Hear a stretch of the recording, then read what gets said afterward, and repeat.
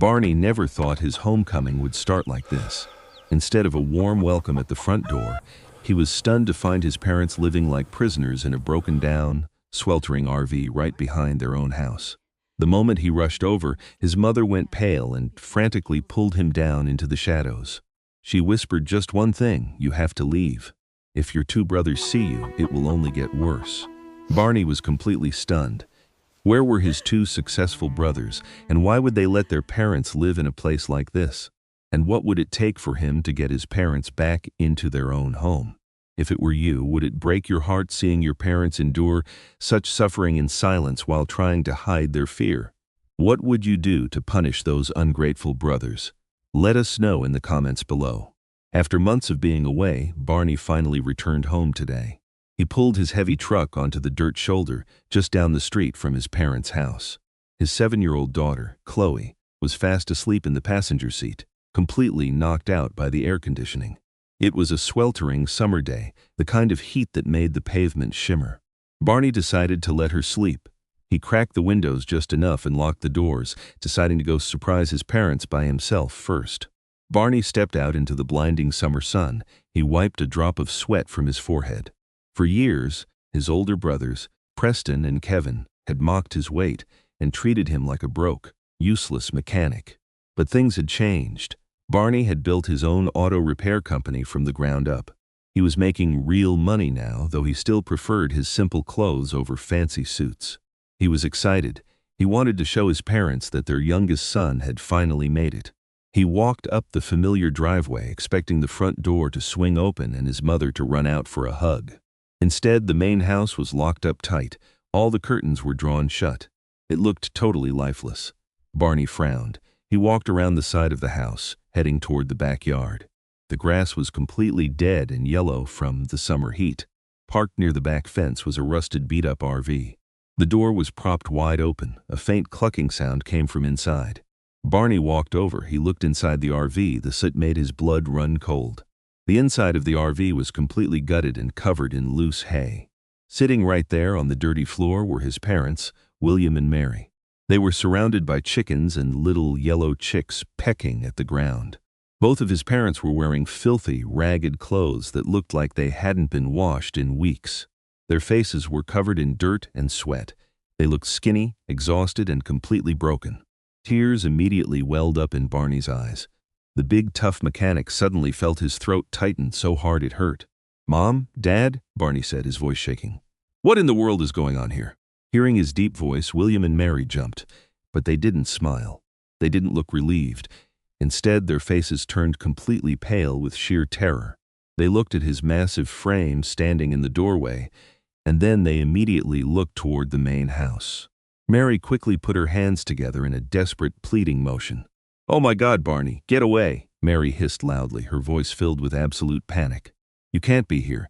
If they see you talking to us, they'll kill us." Barney couldn't believe what he was hearing. He stepped up into the RV, his heavy boots crushing the hay. He reached out to help his father stand up, but William cowered, shrinking back into the dirty corner of the RV as if Barney was going to hit him. "What are you doing living in this chicken coop?" Barney demanded, his anger flaring up. "Where is Preston? Where is Kevin? I'm calling the cops right now." He reached into his pocket for his phone. Mary lunged forward and grabbed his arm with surprising strength. "No, please don't call the cops," she cried, tears streaming down her dirty face. She told him quickly that the police had already come by a few months ago after a neighbor heard screaming. But Preston had stood right behind them while the cops asked questions. So William and Mary lied. They told the police they loved the RV. They told the police everything was fine. As soon as the cops left, Preston locked the fridge in the house. William said, his voice trembling, "He didn't let us eat for 2 days to punish us." "Why are you letting them do this?" Barney asked, his voice low and dangerous. "Because he owns everything now," William sobbed. "He took the cars. He took all the savings. He told us if we complain, he'll kick us out onto the street. We'll be homeless, Barney. We can't survive on the streets.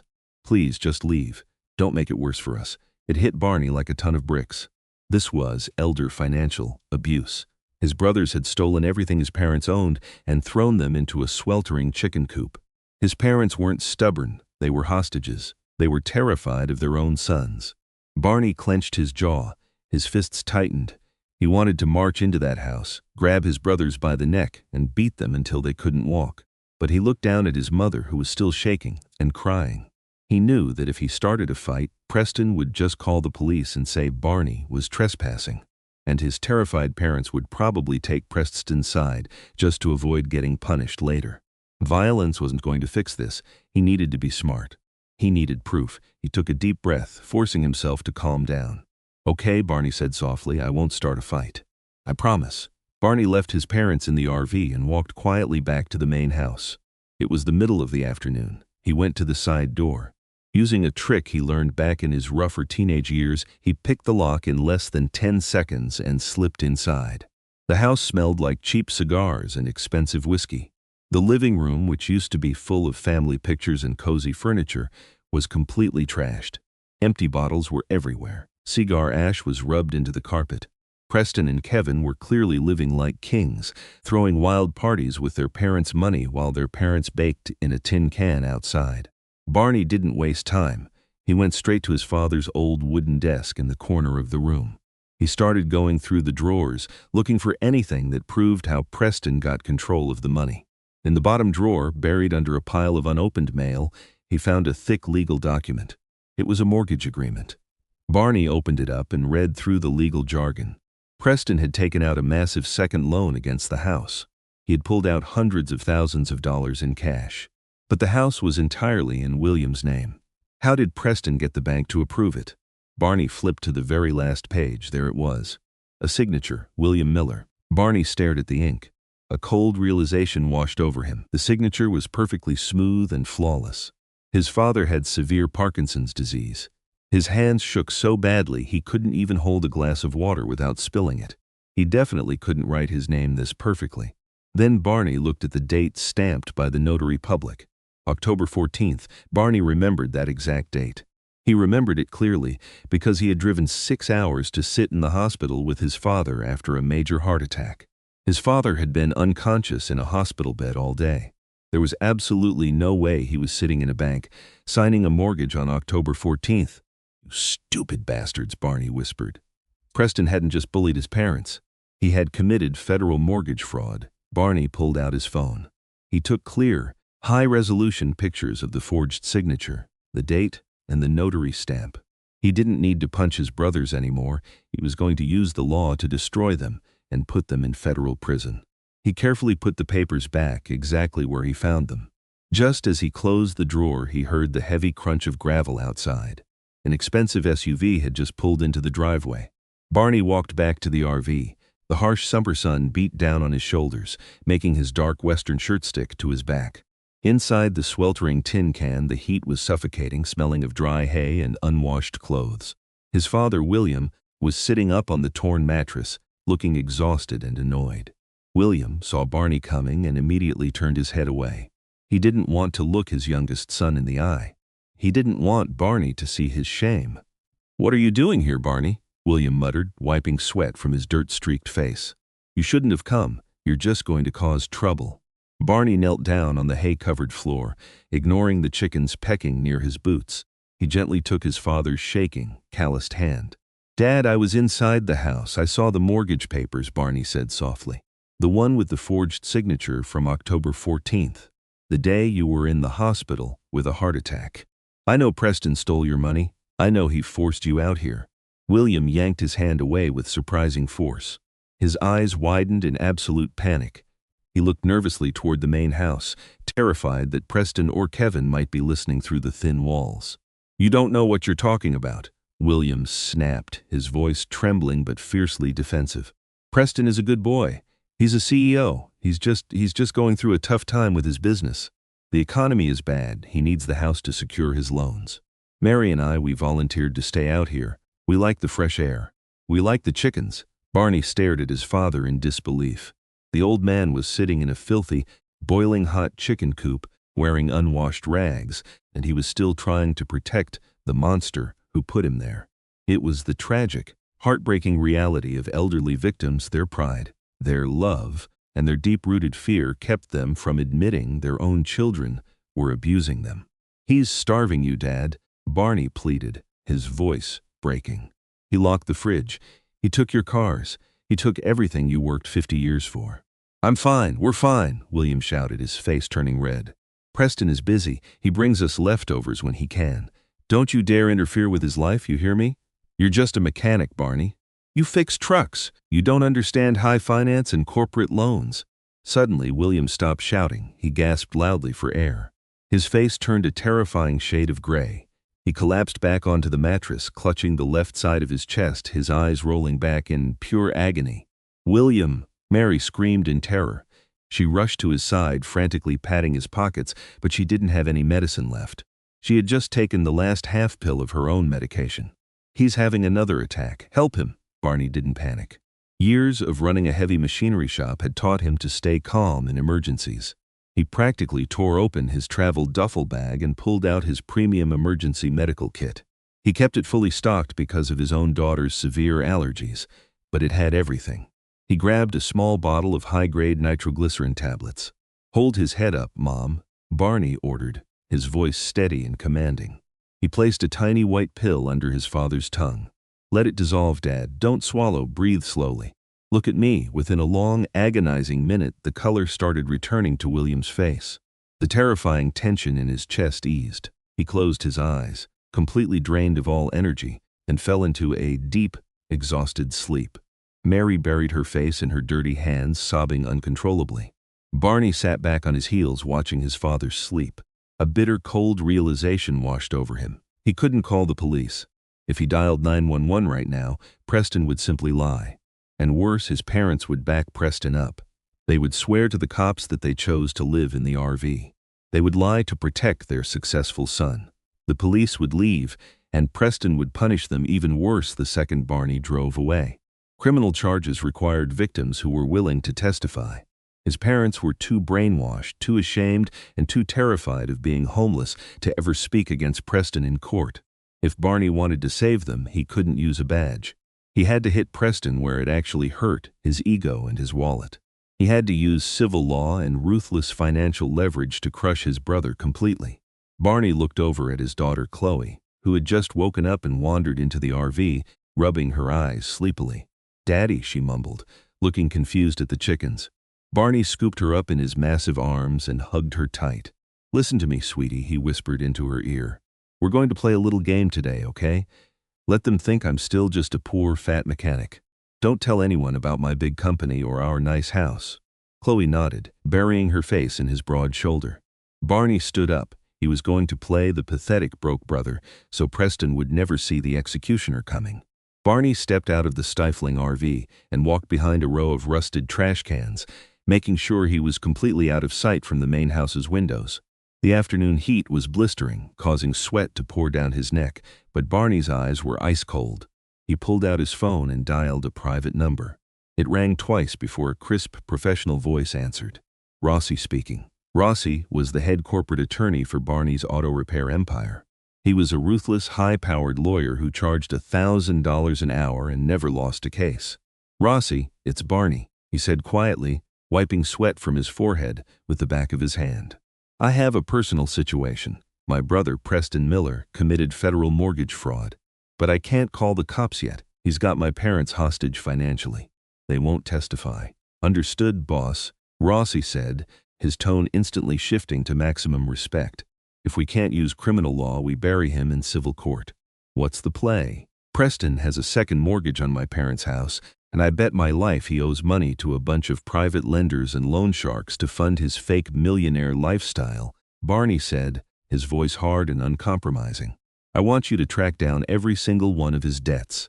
Buy out his debt, every single penny, pay them whatever they want, just get the paperwork. You want to buy his promissory notes, Rossi confirmed, the clicking of a keyboard echoing through the phone. Completely legal. We purchase the debt, we become his sole creditor. He owes us, exactly. Keep my name out of it. Use a shell company, Barney ordered. When he defaults, and he will. I want to be the one holding the leash. How fast can you get me the deed of assignment? For you, boss? 48 hours. We'll have him completely cornered. Do it, Barney said. He hung up the phone. Just as he pocketed his device, the loud crunching of tires on gravel echoed through the yard. Barney turned around. Preston's expensive SUV had just pulled into the driveway. The heavy doors of the luxury SUV swung open. Preston Miller stepped out onto the gravel driveway. He was wearing a tailored silver gray suit and expensive designer sunglasses, looking every bit the successful CEO he claimed to be. But Barney immediately noticed a glaring detail. Preston's expensive Italian loafers were caked in dry mud, and his gold Rolex watch looked slightly tarnished. The millionaire facade was cracking at the edges. The sweltering summer heat hit Preston instantly, and he scowled in disgust. He pulled off his sunglasses, wiping sweat from his heavily gelled hair. That was when he noticed Barney standing near the driveway, holding little Chloe's hand. Preston stopped dead in his tracks. His arrogant expression morphed into a sneer of pure, unfiltered contempt. Well, well, well, Preston chuckled darkly, looking Barney up and down. Look what the cat dragged in. It's the family disappointment. Preston walked closer, his eyes scanning Barney's simple, sweat-stained Western shirt and worn-out jeans. Still wearing those cheap cowboy rags, I see, and you've definitely put on another 50 pounds, Barney. You look like a pregnant cow. What, did you eat yourself out of house and home? Is that why you're back here begging? Barney felt his jaw tighten, but he forced his muscles to relax. He had to play the part. He had to be the weak, broke mechanic. I'm just here to visit Mom and Dad, Preston, Barney said quietly, keeping his voice carefully submissive. Visit? Right, Preston scoffed loudly. You blue-collar trash always come crawling back when you need a handout. You're a mechanic, Barney. You fix brake pads. You'll never amount to anything, and you're just a massive burden on this family. 7-year-old Chloe didn't understand everything her uncle was saying, but she understood the cruel tone.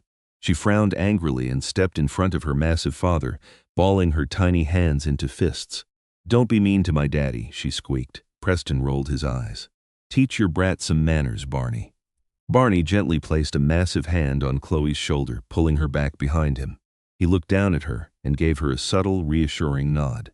Remember the game, his eyes said. He turned back to Preston and lowered his head, accepting the brutal humiliation without fighting back. Preston smirked, clearly satisfied with Barney's submission. He hooked a finger in the air. Come here, grease monkey. Let's have a private chat. The adults need to talk business. Preston led Barney around the side of the house, out of earshot from the RV and Chloe. The moment they were alone, Preston's smug arrogance faded, replaced by a tense, desperate energy. He paced back and forth in the dead grass, loosening his silk tie. Listen to me very carefully, Barney, Preston hissed, his voice low and threatening. My real estate investments are tied up right now. Cash flow is temporarily restricted, but this house, my house, needs immediate structural maintenance. You've been gone for years, contributing absolutely nothing to Mom and Dad's welfare. It's time you paid your fair share. My fair share? Barney asked, playing dumb. What do you mean? I need $20,000. By the end of the week, Preston demanded, pointing a manicured finger at Barney's chest. Consider it back rent for all the years you abandoned this family. $20,000. It was a laughable amount to Barney now. His company's monthly payroll was 50 times that. He could write Preston a check right now and not even notice the money leaving his account. But he couldn't let Preston know that.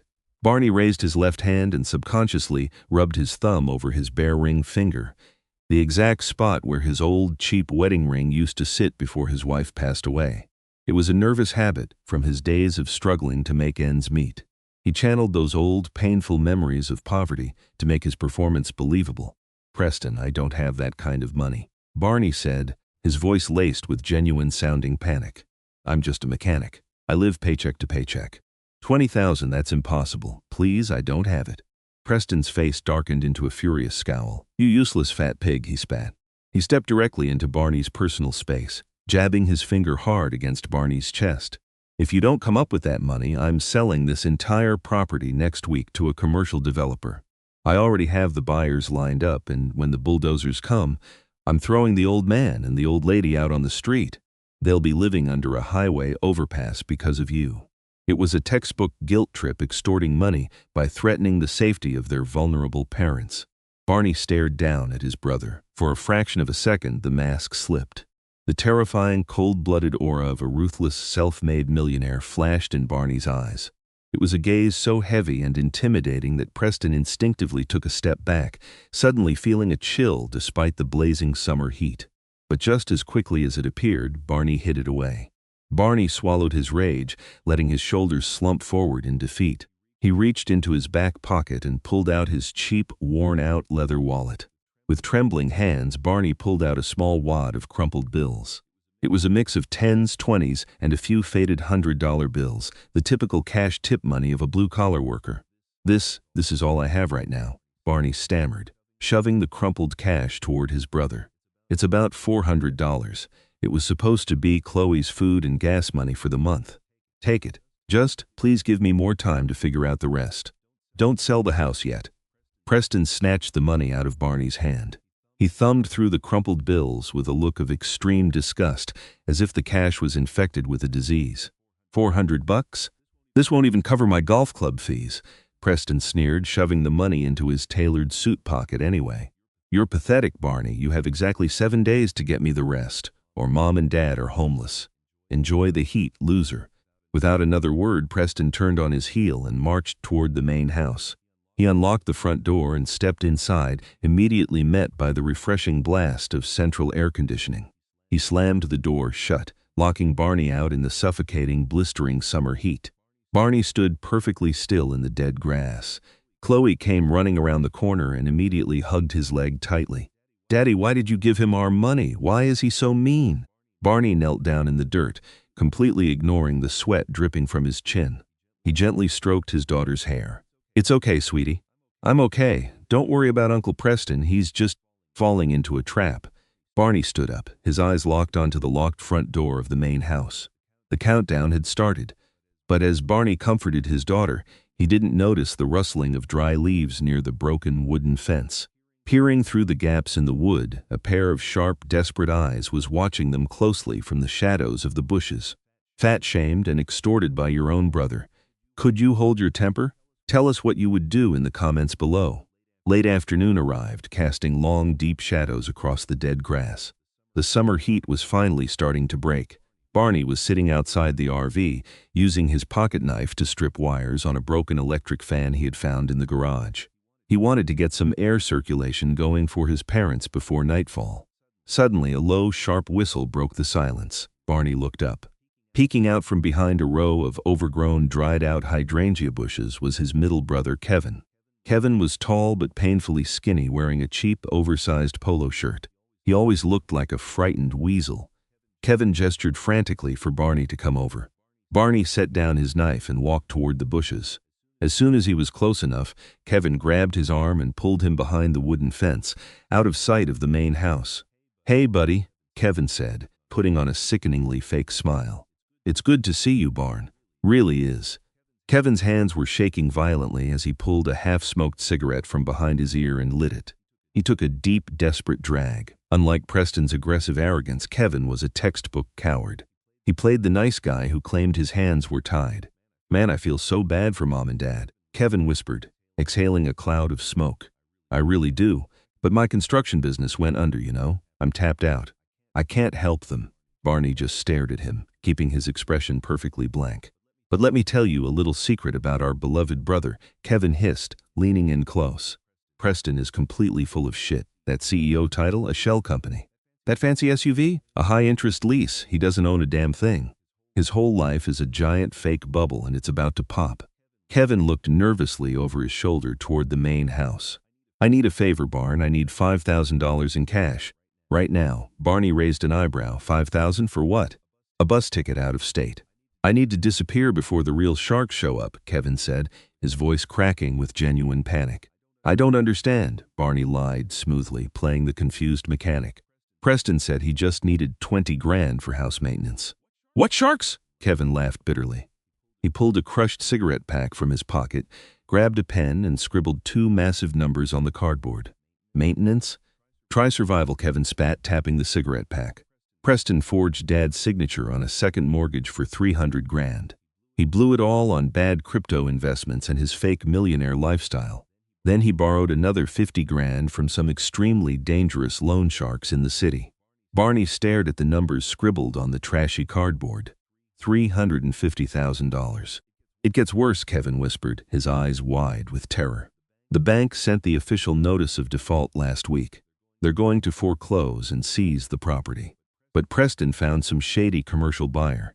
They're doing a desperate under-the-table cash sale. The closing is tomorrow morning at 8 a.m. Once he gets the cash, Preston is leaving Mom and Dad to the bank and he's skipping town. I'm not going down with him. Kevin shoved the cigarette pack into Barney's chest. Give me the $5,000, Barney. Give me the money, or I'm walking in there right now and telling Preston you have cash hidden away. Barney looked down at the cigarette pack, then slowly looked up at Kevin. The fake submissive persona vanished instantly. Barney stepped forward. He didn't raise his hands. He didn't yell. He just let his massive 300-pound frame completely overshadow his skinny, cowardly brother. The sheer, suffocating pressure radiating from Barney was terrifying. You're not getting a single dime from me, Kevin, Barney said, his voice dropping to a dark, lethal rumble. You stood by and watched him starve our parents. You're a pathetic parasite. Kevin swallowed hard, his fake bravado instantly evaporating. He took a stumbling step backward. If I ever see your face on this property again, Barney warned softly, his eyes boring into Kevin's soul, I won't just break your legs. I'll make sure the loan sharks know exactly which bus you got on. Kevin didn't say a word. He dropped his cigarette, turned around, and sprinted down the street, disappearing into the fading evening light. Barney stood alone in the twilight. The timeline had just accelerated drastically. He didn't have 48 hours anymore. He had less than 14. He immediately pulled out his phone and hit speed dial. Rossi, Barney barked the second the lawyer answered. Change of plans. The bank sent a notice of default. Preston is closing a shady cash sale tomorrow morning at 8 a.m. Damn it, Rossi muttered. That's a tight window, boss. I don't care what it takes, Barney said, his voice cold as ice. Call the bank executives at their homes.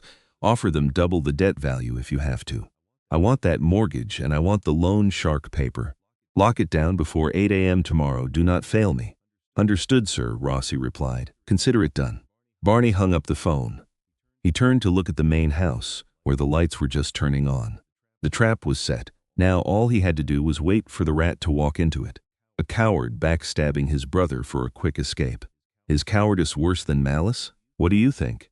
Far away from the sweltering heat of the dilapidated RV, high up in a sleek, air-conditioned downtown skyscraper, the corporate legal team of Barney's conglomerate was working through the night.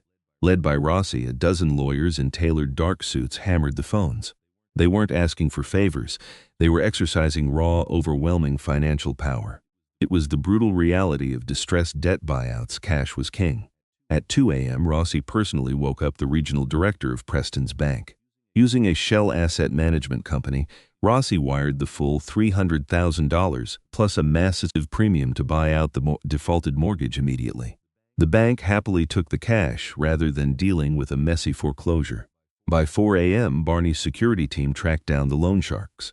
When the dangerous men realized they were dealing with a billion-dollar corporate entity and a team of ruthless litigators, they gladly sold Preston's $50,000 personal debt at a steep discount just to wash their hands of it. As the sun began to rise at 6 a.m., Rossi neatly stacked a pile of documents into a thick manila folder. Across the front page, a massive red stamp read transfer of lien. All of Preston's debt, every single penny he owed in the world, now legally belonged to Barney. Rossi picked up his phone and sent a single text message. It's done, boss. Miles away, sitting quietly in the RV as the morning sun crept over the horizon, Barney looked at his phone screen. Cold, dangerous smile spread across his face. At exactly 7 a.m., Preston's phone rang. It was an automated message from the bank, stating that his primary loan had been successfully assigned to a third party. Preston dropped his phone, his face draining of blood. A third party? That meant a massive collection agency or a corporate liquidator had bought his debt. They wouldn't just foreclose. They would seize his cars, his bank accounts, and completely destroy his fake CEO image. He had to close the shady cash sale of the house immediately, before the new creditors could freeze the asset. Preston sprinted out the back door into the already warm morning air. He practically tore the RV door off its hinges, startling the chickens and waking his parents. "Get up," Preston screamed, his voice cracking with pure panic. "Get in the main house right now." He grabbed his frail, sickly father by the arm and dragged him across the dead grass. William stumbled, his worn-out slippers dragging in the dirt. Mary followed behind, crying and begging Preston to let them rest. Inside the main house, Preston shoved William down into a dining chair. He slammed a thick legal document onto the table. At the top, in bold letters, it read, "Power of Attorney." It was a legal instrument designed to let Preston sell the property without his parents being present at the closing. "Sign it," Preston demanded, shoving a pen into William's shaking hand. "Preston, please." Mary sobbed, clutching her husband's shoulder. "He's sick. What is this? If he doesn't sign this right now, the bank is coming today to take everything." Preston lied through his teeth, pacing like a caged animal. "We'll all be on the street. Sign the damn paper, old man." William looked at the pen, his hands trembling violently. He loved his son, but the sheer terror in the room was suffocating. Believing he was saving his family from the bank, the old man slowly lowered the pen toward the signature line. Before the ink could touch the paper, the front doorbell rang. Preston sprinted to the door and yanked it open. Standing on the porch was a slimy, cheap-looking man in a wrinkled suit. He was a predatory buyer, a vulture investor, who specialized in buying foreclosed homes for pennies on the dollar through under-the-table cash deals. The buyer walked in, completely ignoring William and Mary. He tossed a thin envelope of cash onto the dining table. $10,000 down payment, the rest wired to your offshore account once the old man signs the power of attorney. "Hurry up, I have a golf game at 9. Preston turned back to his father, his eyes wild. "Sign it, do it now." William pressed the pen against the paper. Suddenly, the heavy oak front door didn't just open, it swung wide open with a booming thud that echoed through the entire house. Everyone froze. Barney stepped into the living room. He was wearing his clean, simple Western shirt, holding little Chloe's hand. He looked like the same poor blue-collar mechanic they had mocked yesterday. But behind him was a sight that made Preston's blood run cold. Marching into the house behind Barney was a team of 4 elite corporate lawyers, dressed in immaculate, expensive dark suits. Leading them was Rossi, holding a premium black leather briefcase. They moved with absolute, terrifying precision, radiating corporate authority. Preston's eyes darted wildly between the fat mechanic and the high-powered lawyers. His brain couldn't process what he was seeing. "What the hell is this?" Preston yelled, trying to regain control. "Barney, what are you doing? Get these people out of my house right now." Barney didn't say a word. He didn't yell. He didn't flinch. He just calmly walked into the center of the room, looking at his brother with absolute dominance. Then, without breaking eye contact, Barney raised a hand and snapped his fingers. Rossi stepped forward, unlatching his black leather briefcase with a sharp, lethal click. The room was dead silent except for the hum of the central air conditioning. Rossi, the lead corporate attorney, stepped forward. He didn't even look at Preston. He simply unlatched his black leather briefcase and pulled out a thick manila folder. With a resounding smack, Rossi slammed the folder down onto the dining table, directly on top of Preston's power of attorney. The top page bore a massive, undeniable red stamp, transfer of lien. Next to it was an emergency court-ordered injunction, demanding the immediate halt of any property sale. "What is this?" Preston demanded, his voice trembling as he reached for the papers. "I am the lead legal counsel for Mr. Barney Miller," Rossi announced, his voice echoing with absolute authority. "As of 6 o'clock this morning, my client is the sole legal owner of the primary mortgage on this property. Furthermore, he has also purchased the entirety of your $50,000 undocumented personal debt. You do not own this house. You owe my client $350,000, payable immediately." Preston's hands shook violently as he read the official bank transfer documents. The signatures were real. The seals were real. He looked up at Barney, his mind completely short-circuiting. Preston gasped, staring at Barney's cheap jeans. How do you have this kind of money? You're a mechanic." "I own the largest heavy machinery repair conglomerate in the tri-state area," Barney said, his voice deadly calm. "I just bought your debt, Preston, every single penny. You have no right to sell this house." The shady buyer took one look at the terrifying corporate lawyers and the emergency court injunction. He knew when a deal was dead. He snatched his envelope of cash off the table and sprinted out the front door without saying a word, leaving Preston completely cornered. "This is insane," Preston screamed, his fake millionaire persona completely shattering.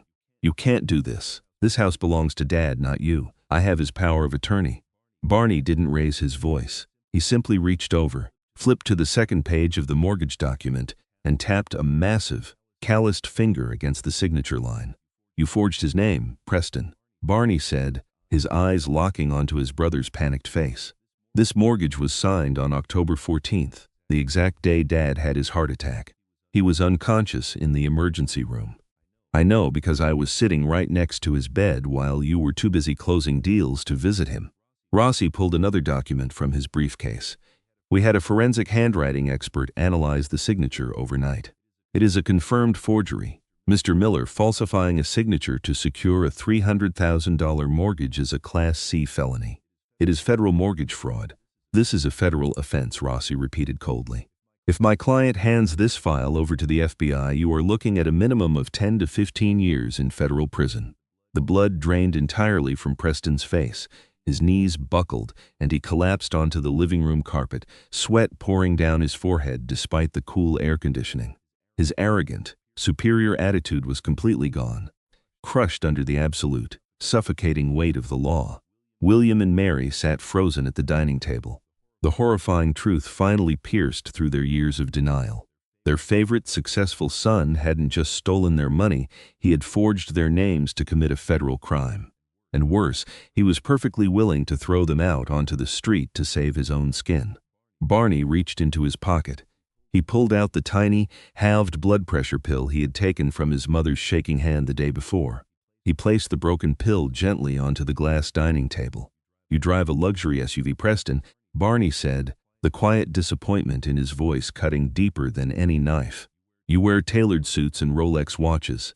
But you made our mother cut her heart medication in half just so you could keep up your fake image. You made them live in a filthy chicken coop in the dead of summer. Is this the success you were so proud of?" Preston looked at the broken pill. For the first time in his life, he had absolutely nothing to say. He looked up at Barney, tears of sheer terror streaming down his face. "Barney, please," Preston begged, his voice a pathetic whimper. "I'm your brother. Please, don't send me to prison. I have nothing left." Barney looked down at the pathetic, broken man on the floor. He felt no anger anymore, only pity. Barney nodded at Rossi. The lawyer dropped a demand letter and an asset freeze injunction onto the floor next to Preston. "I'm not sending you to prison," Barney said coldly, "because Mom and Dad don't deserve the heartbreak of seeing their son in a jumpsuit. But I am seizing everything. Your cars, your bank accounts, your fake company. You are bankrupt." Barney pointed a massive finger toward the front door. "You have nothing left here. Get out of my house." Preston stumbled out the front door, leaving empty-handed. Just as he reached the street, two heavy-duty bank tow trucks pulled up. They immediately hooked up his leased luxury SUV and towed it away. Preston sat on the curb in the sweltering heat, completely bankrupt, stripped of his fake wealth and his dignity. Meanwhile, Kevin was last seen frantically boarding a Greyhound bus out of state, constantly looking over his shoulder, terrified that the loan sharks were right behind him. The two brothers who had worshipped money above family had lost both. Inside the blissfully cool, air-conditioned house, William and Mary broke down in tears. They hugged Barney and little Chloe tightly, sobbing apologies for their blindness and for letting pride cloud their judgment. Barney just hugged them back, his massive arms wrapping around them safely. 2 weeks later, the old tainted property was sold. Barney moved his parents into a beautiful, spacious new house right down the street from his own home, in a quiet, safe neighborhood near Chloe's school. Everything was handled perfectly by Rossi's legal team. There were no RVs, no locked refrigerators, and no more halved pills. As they sat in their new living room, little Chloe giggled, holding her grandfather's hand as they watched cartoons on a massive new TV. Barney stood in the doorway, smiling softly. The quiet, patient strength of the underestimated son had saved them all. Family isn't about flashy appearances, it's about who catches you when you fall. Leave a heart if you loved this dad's story, and don't forget to subscribe.